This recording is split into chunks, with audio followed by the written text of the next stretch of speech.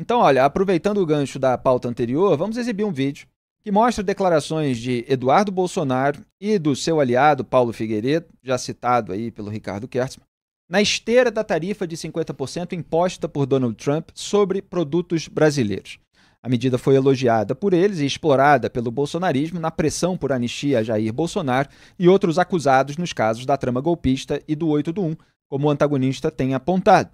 Então, essas falas, que algumas são do mesmo lugar, mas outras, quando muda o ambiente, são de datas diferentes, de locais diferentes, elas ilustram o que eles próprios confessam, que eles estão dispostos a prejudicar brasileiros em nome da causa deles. Pode soltar. Ele fala, a gente teve que queimar a floresta inteira para pegar o bandido da Birmânia. A gente tem tentado evitar queimar a floresta inteira para conseguir se livrar do Alexandre de Moraes. A Mas floresta às inteira é o vezes é Brasil. necessário, né? O lema do filme, né? A moral que o filme passa é que você, muitas vezes, para pegar o bandido que está disposto a tudo, você tem que tacar fogo na floresta inteira. Várias famílias vão chorar, vai haver sofrimento. Perfeito. Se houver o cenário de terra arrasada, pelo menos eu estarei vingado desses ditadores de toga. A guerra não acabou, vai vir mais sacrifício aí pela frente, eu sei disso. Mas eu estou disposto a ir até as últimas consequências. Fui enorme fã da série publicada pelo Intercept sobre a Vaza Jato. Acho que foi muito importante expor aquilo que havia acontecendo, aquilo que estava acontecendo no país. A gente tem um ponto de convergência, a gente tem vários pontos de convergência que não estão sendo explorados aqui. Inclusive, eu fui um grande defensor do Lula livres. Eu volto a dizer, eu sou o cara do Lula livre na direita. Eu atacava Sérgio Moro. Eu volto a dizer, eu sou o cara do Lula livre na direita. Eu atacava Sérgio Moro. Eu criticava o Sérgio Moro enquanto a direita estava fazendo o balão dele na Avenida Paulista. Então eu peço uma concessão a vocês, Demori. É muito melhor o Lula solto. O Lula solto vai reviver aquele sentimento antipetista que uniu todo mundo nas ruas para tirar Dilma Rousseff. Pois é. Essa última fala, obviamente, é mais antiga, da época da discussão sobre a soltura do Lula, quando Eduardo Bolsonaro soltou essa pérola. E, claro, o pai dele acabou perdendo a eleição seguinte para o Lula em 2022. Então, vocês viram ali aquelas colocações de a gente evita, mas às vezes é necessário tacar fogo na floresta inteira, vai ter sacrifício, se tivesse cenário de terra arrasada, pelo menos eu estarei vingado. Quer dizer, são confissões, cada uma ali com as suas figuras de linguagem, para mostrar confissões que mostram, repito, que estão dispostos a prejudicar brasileiros em nome da causa. É que, como eu já expliquei, eles tentam colocar uma causa da liberdade de todos os brasileiros acima dessa preocupação imediata econômica. E foi aquilo que eu mostrei que acabou irritando o Eduardo Bolsonaro, que na época da pandemia ele fazia chacota da alegação caricata que atribuía a quem defendia medidas preventivas, do fica em casa, a economia a gente vê depois. Porque para ele a economia não podia ficar para depois, mas agora pode, porque é interesse da família Bolsonaro usar a tarifa de Donald Trump, imposta pelo Donald Trump sobre produtos brasileiros, como instrumento de pressão para a anistia do pai. Então, esse o compilado que ilustra a disposição dessa dupla que está atuando lá nos Estados Unidos. Ricardo Kertzmann. O vídeo a que eu me referi, Felipe, ele é outro, é só com o Figueiredo, e ele ainda é muito mais direto, porque ele diz, inclusive, que não adianta ninguém ir lá negociar com o governo americano sem passar por ele e pelo Eduardo Bolsonaro. Agora, sobre essas falas aí, Felipe, não surpreende ninguém. Até porque o outro lado, né, o lulopetismo, pensa e atua da mesma forma. A diferença é que, enquanto no lado da esquerda, do lado do lulopetismo, só existe uma figura, só existe um rei-sol, que é o Lula, já que ele mesmo, Lula, nunca deixou aberta a possibilidade de surgir nenhum outro líder, né? E ele nunca vai deixar, enquanto ele existir, ele não vai permitir que ninguém tome seu lugar. Do lado contrário, né, no caso do lulopetismo em relação ao bolsonarismo, como o Lula tem medo, sim, o lulismo tem medo de competir diretamente com o Jair Bolsonaro, porque sabe que é um rival à altura, haja vista a própria última eleição, que a diferença de votos foi muito pequenininha, mas no caso do bolsonarismo, eles não torcem, né, para que o Bolsonaro fique solto, eles não tentam que o Bolsonaro fique solto e elegível, porque tem medo de perder. Então, eles apostam, né, em ir contra, porque interessa muito, em ir contra o bolsonarismo. Mas, nesse caso, é qualquer candidato ungido pelo Bolsonaro. Pode ser a esposa, um filho, um governador, um político qualquer aliado.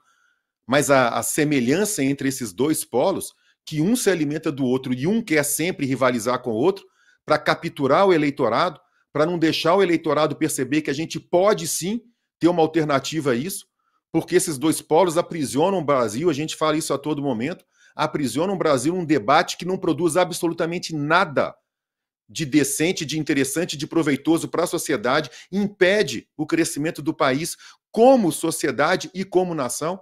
Então eles ficam o tempo todo, né, se atacando justamente para isso, para não permitir uma alternativa de debate. Duda Teixeira, só tem 30 segundos até o intervalo, mas você continua no próximo bloco. Diga. Falo rapidinho, gostei da metáfora ali, né? Botar fogo na floresta inteira para pegar o bandido. E o Diogo Schelp pergunta, mas a floresta é o Brasil? É isso mesmo, né? Botar fogo no Brasil inteiro para salvar o Jair Bolsonaro.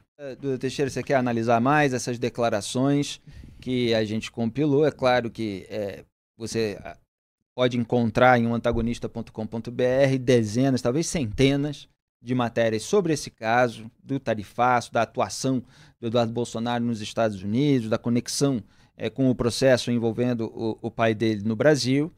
E a gente mostrou aquelas falas específicas que mostram a disposição para causar um prejuízo econômico. Ele fez, inclusive, uma postagem, né? De repente a gente podia recuperar, não sei agora onde está, mas a gente já compartilhou no grupo, falando que sempre para se resolver determinados tipos de problema tinha prejuízos econômicos, etc. Então, deliberadamente, eles confessam. Isso aí está no cálculo. Eles estão dispostos a isso, até as últimas consequências, como diz o Eduardo. Diga, Duda. Eu conversei hoje com o Roberto Reis, que é um consultor político eleitoral, colunista aqui da revista Cruzoé, escreve quinzenalmente na revista, e ele me deu uma entrevista ótima. Ele começa falando do Eduardo Bolsonaro, então convido vocês aí para olharem lá no site da Cruzoé. O título é Eduardo é Zero Estratégia. E ele diz ali um pouco como é que é o modus operandi. Ele fala, ó, o Eduardo sempre polariza primeiro, polemiza primeiro, e só depois que ele faz o cálculo. Ele não tem estratégia nenhuma. E o Roberto Reis fala que até falou com algumas pessoas do PL, o partido do Eduardo e do Jair Bolsonaro, que falam que ficam assim, que ele faz tudo da cabeça dele, e que essa gente fica até com vergonha alheia. E aí tem um trechinho que ele fala assim, ele não quer uma solução dentro do sistema, estou citando o Roberto Reis, quer explodir o sistema. Isso agrada a alguns, mas não vence nenhuma eleição presidencial. Cada vez que compra a briga com o STF fora do Brasil, ele não apenas se prejudica. 2 pontos. Cava mais fundo o buraco do pai e amplia a rejeição do eleitor do meio, o que, repito, decide qualquer eleição. Então ele se afasta do eleitor moderado e aí reduz qualquer chance eleitoral. Pois eu sempre coloco, né, que eles não estão contra o STF inteiro, eles estão contra o Moraes. Nem considero assim, que querem explodir o sistema, na verdade eles querem reverter o sistema para que o sistema seja benéfico para eles, para que o sistema proteja eles.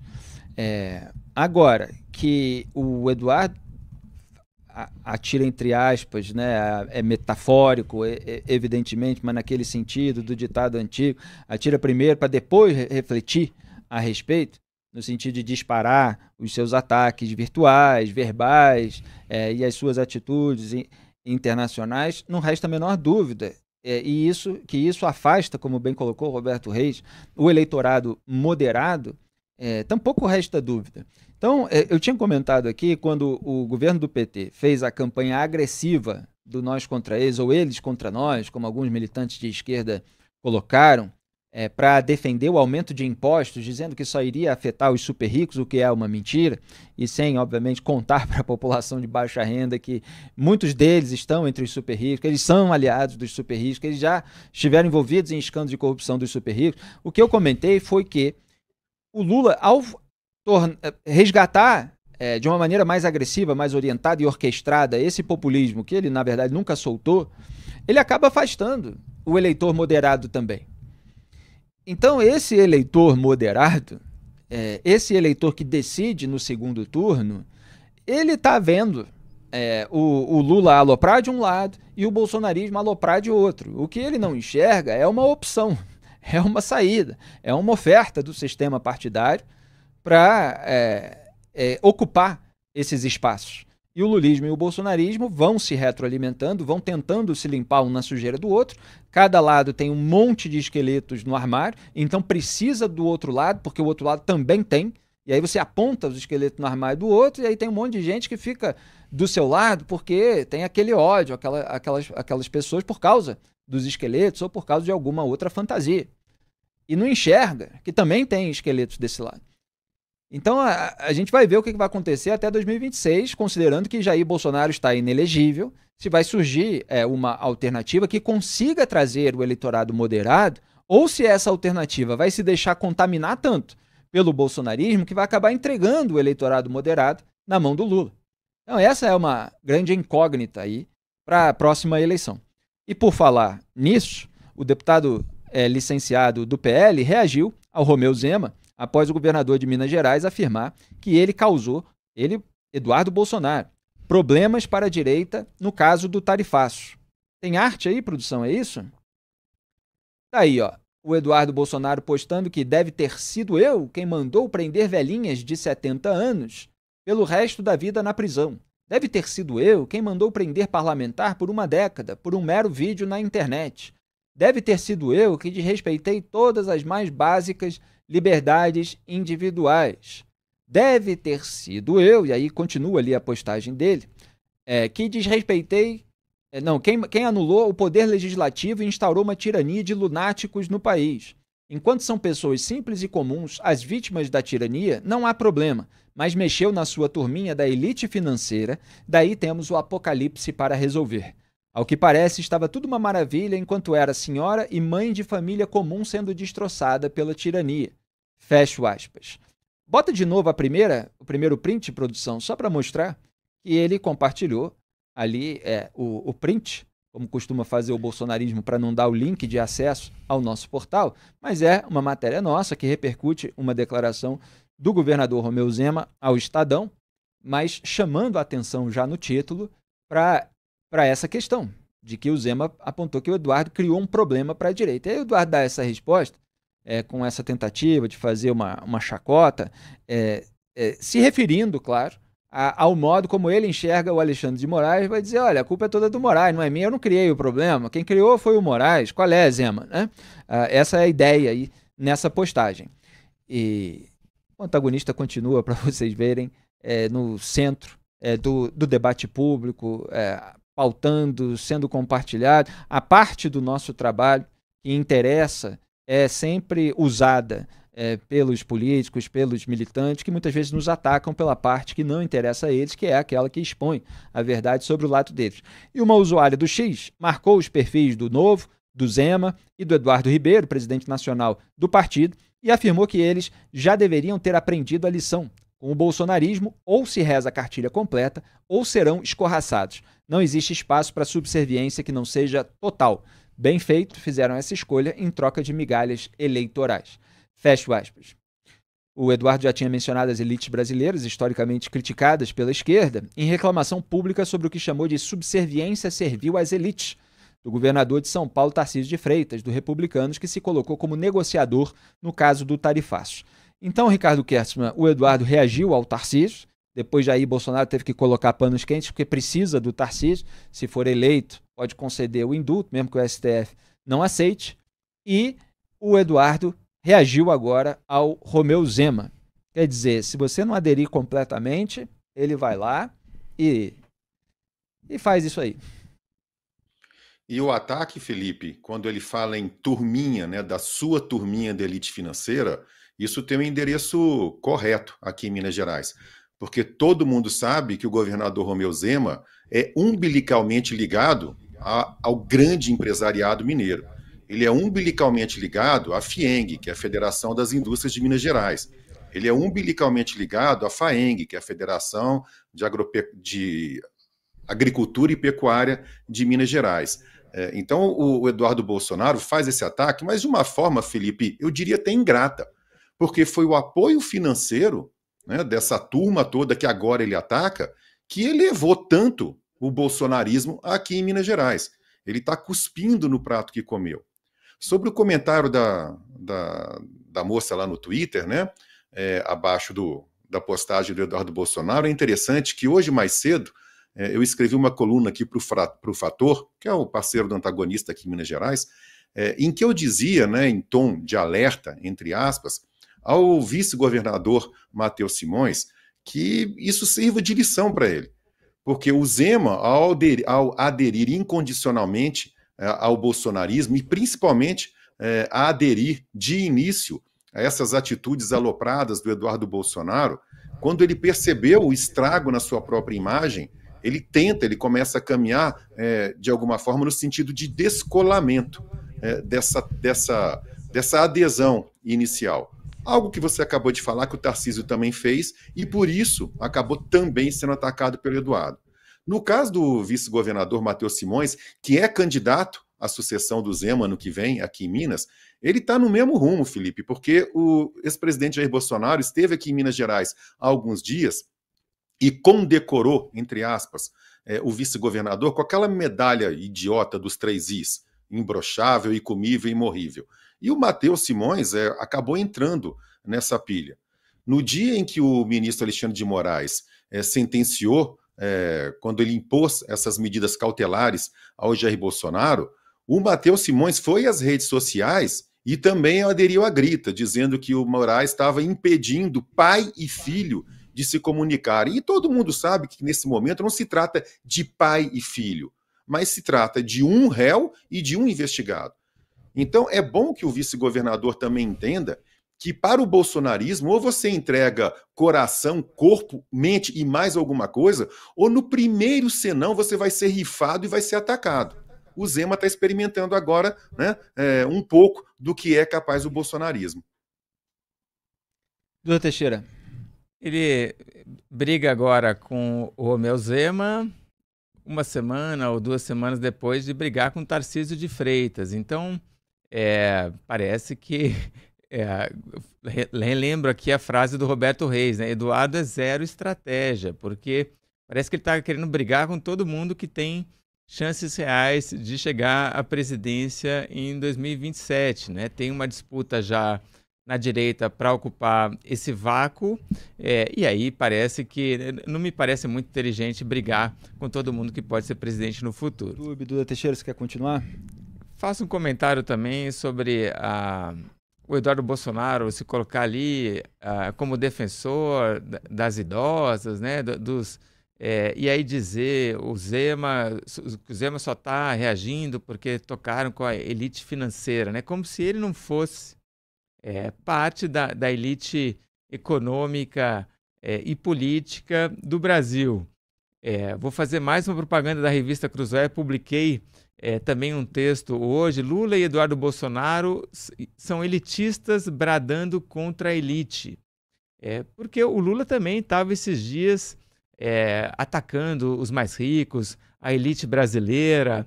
Estava, aliás, num congresso da UNE, falou a palavra elite 4 vezes. E os dois se colocam contra a elite quando eles próprios são claramente membros da elite. Dou aqui 2 exemplos. O Lula, quando declarou patrimônio na campanha de 2022, falou que tinha 7,4 milhões de reais. Eu duvido que a maioria da população brasileira tenha esse valor na conta bancária. O Eduardo Bolsonaro recebeu 2 milhões de reais do pai para custear a vida dele e da família dele lá nos Estados Unidos. Então, os dois são claramente membros da elite. A família e o PT, a família Bolsonaro e o PT estão na política há muito tempo, né? Com isso, eles ganharam, vamos dizer, capital político, né? De sobra, mas fazem esse discursinho manjado contra as elites porque são dois populistas, né? Uma das essências aí do populismo é você se colocar como representante legítimo do povo sofredor, né? Aquele povo virtuoso que tem virtudes contra a elite corrupta. Fazem isso, assim como também o Donald Trump fez isso nos Estados Unidos. Agora, basta olhar aí a vida que eles levam para entender muito facilmente que os dois são claramente membros da elite brasileira.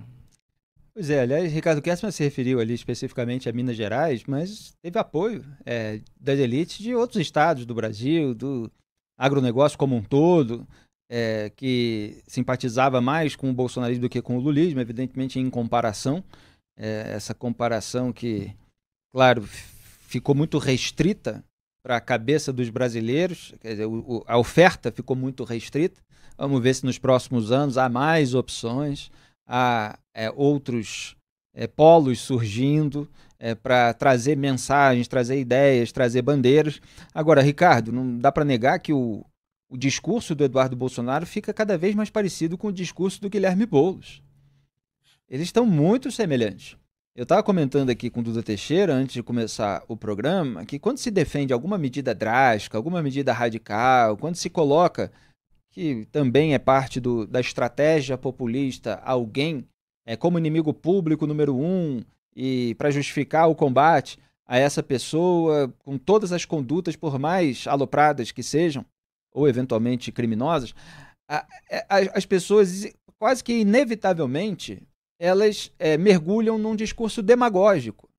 A demagogia parece que faz parte, parece que é aquela ferramenta, aquele método necessário, mais prático para você recorrer quando você precisa convencer as pessoas de que você está fazendo algo muito bom, sendo que muitas vezes é algo simplesmente radical e até contrário às tradições de pensamento que você jura defender, porque isso que a gente mostrou aí do Eduardo Bolsonaro, do aliado desse, é o avesso da tradição de pensamento conservador. Quer dizer, Edmund Burke se revira no túmulo com um troço desse, que combateu a vida toda, os revolucionários, combateu a vida toda, todo mundo que topava incendiar a floresta em nome da causa para combater um bandido.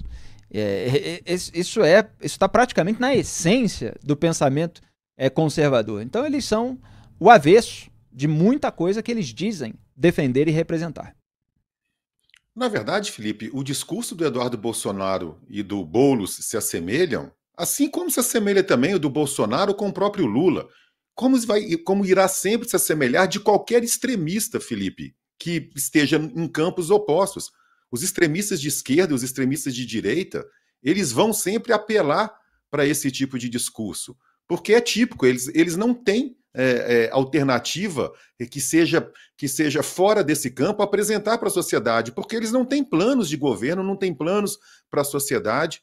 Por isso que eles investem o tempo todo nesse tipo de discurso e na cisão, Felipe, na cisão social.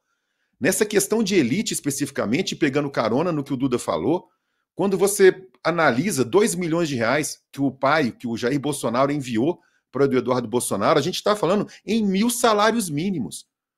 Isso sim é você pertencer a uma elite.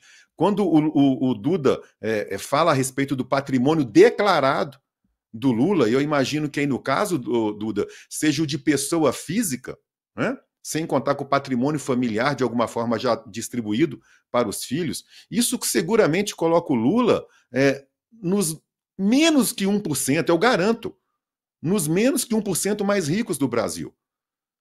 Não resta a esses dois polos outro tipo de apelação senão essa, mas é uma apelação mentirosa, porque a realidade de vida deles, além de ser compatível com o que eles atacam, quando chega a época das eleições, essas elites que eles em público atacam são as mesmas elites que no privado eles vão buscar suporte financeiro. Duda Teixeira.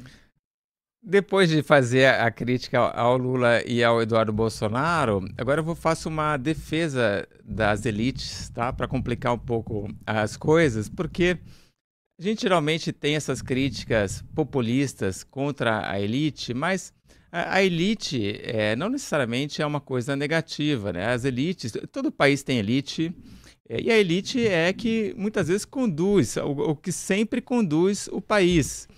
A maioria da população fica ali meio que cuidando da própria vida, mas tanto na academia a gente tem uma elite, na cultura a gente tem uma elite, na política a gente tem uma elite, nas universidades, no jornalismo, e são essas pessoas que acabam meio que puxando o país, né? Levando o país para frente. O problema que a gente tem no Brasil é que a nossa elite não pensa muito no coletivo.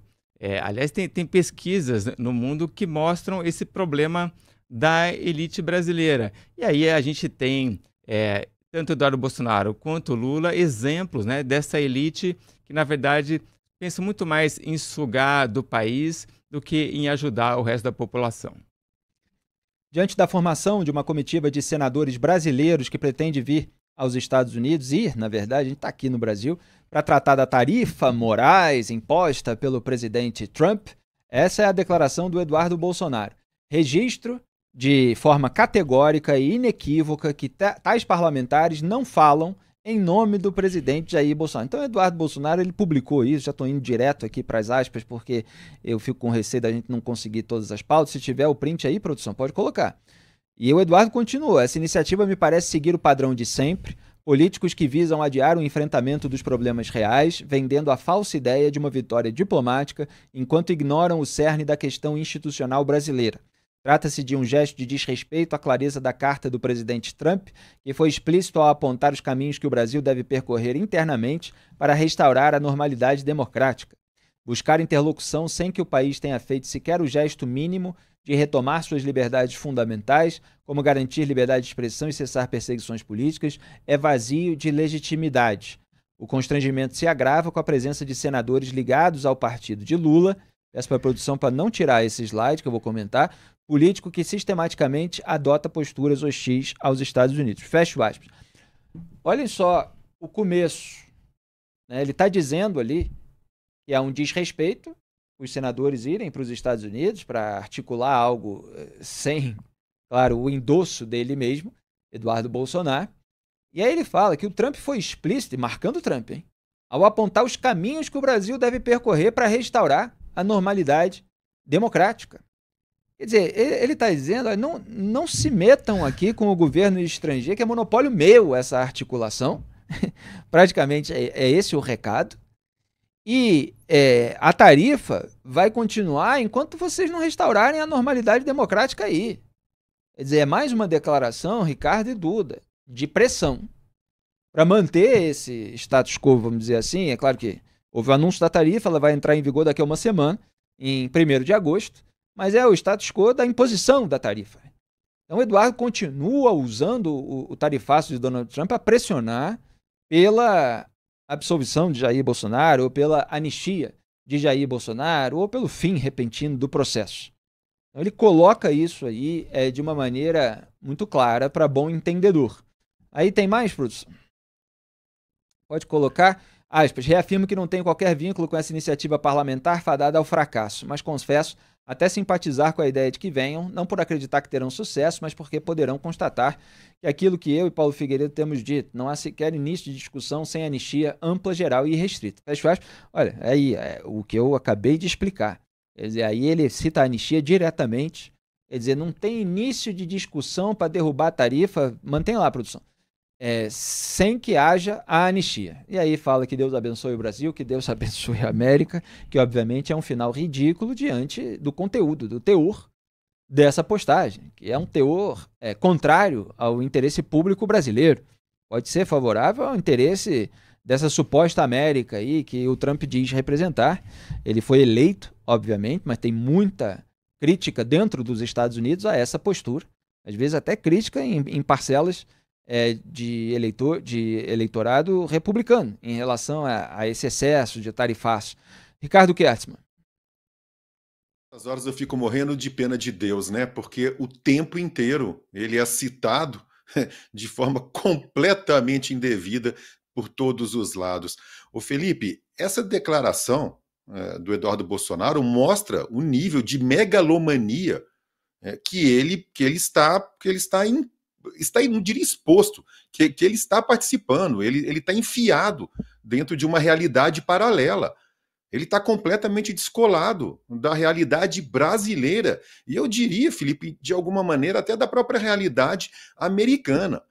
Porque ou o governo americano, de fato, se transformou num títere, num bibelô da família Bolsonaro, ou o governo americano, assim como impôs a outros países tarifas altíssimas para negociar, está fazendo a mesma coisa com o Brasil. Da maneira que ele coloca, não adianta ninguém ir conversar com o governo americano, porque só ele, Eduardo Bolsonaro, tem o poder, né? Parecendo aquela figura dos filmes do Nero, antigamente, dos imperadores romanos, de colocar o dedo do polegar para cima ou para baixo. Só ele, Bolsonaro, ele, Eduardo Bolsonaro, tem o condão de poder negociar em nome do Brasil e em nome dos Estados Unidos. Por isso que eu digo, é de uma megalomania que chega a assustar. Agora, o que ele, o pai dele e boa parte dos políticos contrários, dos políticos opositores ao governo Lula, mais pedem e mais acusam o governo Lula de não fazer, é negociar. Aí, a partir do momento em que senadores, pelo fato de estarem ligados ao governo, tentam negociar, vem o Eduardo Bolsonaro e os deslegitima. Ele tem que resolver o que ele quer da vida. Duda Teixeira. Essa briga do Eduardo Bolsonaro com os senadores é muito parecida, aliás, com a briga que ele teve com o Tarcísio de Freitas. O Tarcísio fez ali uma negociação com o encarregado de negócio americano no Brasil e ele saiu para cima do Tarcísio, né? Ele só admite uma negociação que possa chegar a um acordo que inclua a anistia ao pai dele. Senão, ele é contra e sai gritando contra quem está aí se voluntariando para chegar num acordo e tentar evitar o tarifaço. Agora, um comentário só sobre a comitiva de senadores, né? Senadores não têm que fazer política externa, tá? Isso daí, ao meu ponto de vista, está errado. Eles não têm essa função. Quem faz a política externa é o executivo, é o Ministério das Relações Exteriores. A função dos senadores é ali de obrigar ali que o ministro dê esclarecimentos, né? Aprovar, por exemplo, nomeação de embaixadores, fazer um controle, uma vigilância, mas não eles próprios irem lá e fazer política externa. Qual que é o problema do Brasil hoje? Como é que você vai pegar o Mauro Vieira e mandar o Mauro Vieira lá para os Estados Unidos, né? O Mauro Vieira estava agora em Santiago, no Chile, foi acompanhar o Lula falando um monte ali contra... não citou o Trump nominalmente, né? Sim. Mas fez ali várias críticas indiretas aos Estados Unidos, falou de dissenso de Washington, falou de intervencionismo, de defesa da soberania. Enfim, Mauro Vieira não tem nenhuma moral para fazer o trabalho dele. O chanceler, de fato, que é o Celso Amorim, se pisar nos Estados Unidos, vai ser deportado na mesma hora. Quer dizer, estou brincando, mas é o exemplo. O Celso Amorim é a personificação do anti-americanismo, né? Não tem nem menor condição também do Celso Amorim ou do Lula assumirem essa negociação. E aí os senadores veem que ninguém está fazendo isso e tomam a iniciativa. Agora, só mostra como as coisas aqui estão todas de cabeça para baixo. Pois é, até pedi para a produção para subir aí uma postagem que o Lula fez nesses dias, só para ilustrar o que o Duda está dizendo sobre o que ele estava fazendo lá nesse encontro internacional com presidentes esquerdistas. Mas enquanto a produção sobe essa imagem na tela, eu pergunto para você, Duda, os senadores, em vez de gastar dinheiro público com passagens para os Estados Unidos, para fazer essas reuniões que servem de pretexto também para um turismo internacional, podiam fazer um Zoom. Uns parlamentares, podiam fazer a videoconferência. Quer dizer, você faz a articulação política, você fala, olha, tem pessoal aí que está fazendo isso, mas a gente defende aquilo. Aí até vai, né? E eles podiam também falar com o encarregado de negócios que está aqui no Brasil, que foi o que o Tarcísio de Freitas fez, né? Ou exatamente. Usar o Zoom, concordo com você, não precisa fazer essa viagem. Com certeza vão aproveitar o recesso para dar uma passeada por lá. Aliás, foi quando o Tarcísio se reuniu com o encarregado de negócio da Embaixada dos Estados Unidos em Brasília que o Eduardo Bolsonaro acabou atacando ele. Depois, repito, Jair Bolsonaro colocou panos quentes. Pode colocar a postagem do Lula na tela. Está aí ele chamando de extrema-direita organizada internacionalmente, falando dos inimigos da democracia que utilizam o comércio como instrumento de coerção e chantagem. Então, ele não citou nominalmente o Donald Trump, mas evidentemente está fazendo aí uma reação, um ataque e, claro, usa esses rótulos. Agora, fala da utilização do comércio como instrumento de coerção e chantagem e, nesse caso, de fato, tem um elemento de chantagem. Porque na salada que o Trump fez na sua cartinha, ele colocou ali essa imposição, claro que não tem um efeito prático direto, mas de que se acabasse com o processo envolvendo Jair Bolsonaro, chamou de caça às bruxas, como ele fez no caso do Benjamin Netanyahu, no caso da Marine Le Pen, e claro, chamou também de caça às bruxas todos os processos nos quais ele próprio foi acusado. Então, assim como fez o Viktor Orbán, todos esses líderes que são criticados nos seus países por algum escândalo, seja envolvendo de corrupção, compra de silêncio ou qualquer coisa nesse sentido, eles usam os casos de outros políticos do suposto mesmo campo ideológico para tentar fazer parecer que as suas condutas individuais nunca são graves, nunca são comprometedoras, o que sempre existe é uma perseguição deliberada de inocentes que nunca fizeram nada. Aqui no Brasil, claro, assim como acontece quando a gente analisa outros casos fora, a gente analisa as condutas comprometedoras e os excessos daqueles que reagem institucionalmente. Então é preciso fazer esse balanço, esse equilíbrio que, claro, muitos canais enviesados aí não têm. Então, Duda Teixeira, tá aí o Lula com todo o seu rol de chavões e rótulos, em vez de baixar a bola e negociar, né? Então, aí lá em Santiago ele deu mais uma demonstração que ele não está buscando acordo algum com os Estados Unidos. Ele estava usando um palco internacional, que naturalmente vai ter mais visibilidade. Então, estava lá o Gustavo Petro da Colômbia, o presidente do Chile, Gabriel Boric, o Pedro Sánchez, primeiro-ministro da Espanha, o Yamandu Orsi do Uruguai, e aí ele sai falando essas coisas todas. Então, parece que o objetivo realmente é chamar a atenção do Donald Trump, provocar o Donald Trump. Obviamente, ele não está buscando negociação alguma. E vamos lembrar que quando vem esse tarifaço de 50%, não é a primeira medida dos americanos, porque primeiro os americanos anunciam uma tarifa de 10% contra os países do BRICS, falando ali de tentarem uma moeda alternativa ao dólar. Aí o Lula, num evento do BRICS no Rio de Janeiro, sai falando, o Trump querendo ser imperador, Aí, depois disso, então, depois de uma fala do Lula num evento internacional, é que vem o tarifaço internacional, o tarifaço americano de 50%. Então, o Lula continua usando o mesmo palco, e aí, vamos torcer aqui a gente para que o tarifaço não suba ainda mais. O fato é que o bolso-trumpismo deu ao Lula um inimigo externo que serve para ele posar de patriota, e ele não quer largar a mão desse presente. Cavalo dado, não se olha os dentes. Ele está mais preocupado com o discurso, com a pose, com a questão eleitoral, inclusive, do que em resolver o problema imediatamente.